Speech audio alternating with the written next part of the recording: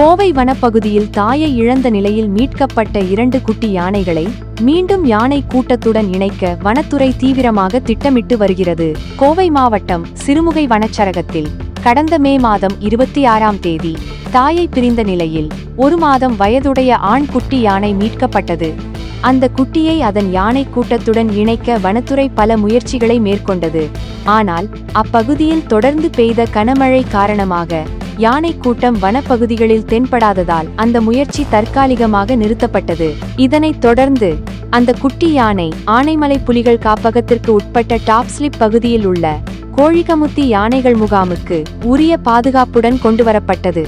கடந்த ஜூன் 13ஆம் தேதி முதல் தனி அறையில் வைத்து பாகன்கள் மூலம் பராமரிக்கப்பட்டு வருகிறது. தற்போது அந்த யானையின் வயது 9 மாதங்கள் என வனத்துறை தெரிவித்துள்ளது. இதற்கிடையில் கோவை மதுக்கரை வனச்சரகத்திற்குட்பட்ட கரடிமடை பகுதியில் பிறந்து 4 மாதங்களை கடந்த மற்றொரு ஆண்குட்டி யானையும் தாயிடமிருந்து பிரிந்து காணப்பட்டது. அந்த குட்டியையும் யானை கூட்டத்துடன் சேர்க்க முயற்சி மேற்கொள்ளப்பட்டது. ஆனால் அந்த முயற்சி வெற்றி பெறாததால் கடந்த ஜனவரி 10ஆம் தேதி குட்டி யானை மீட்கப்பட்டு டாப் ஸ்லீப் கோழிகமுத்தி யானைகள் முகாமுக்கு கொண்டுவரப்பட்டது.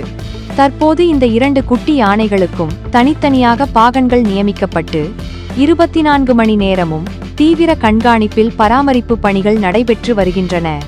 2 குட்டி யானைகளும் நல்ல உடல் ஆரோக்கியத்துடன் பால் குடித்து வருவதாகவும் நோய் தொற்று ஏற்படாமல் தடுக்கும் வகையிலும் சுற்றுச்சூழலுக்கு உடல்நிலை ஒத்துப்போகும் வகையிலும் தொடர்ந்து மருத்துவ கண்காணிப்பு மேற்கொள்ளப்பட்டு வருவதாக வனத்துறை தெரிவித்துள்ளது. இந்த நிலையில் 1 மாதத்திற்கு பிறகு இந்த 2 குட்டி யானைகளையும் யானை கூட்டம் இருக்கும் வனப்பகுதியில் விடுவதற்கு வனத்துறை திட்டமிட்டுள்ளது.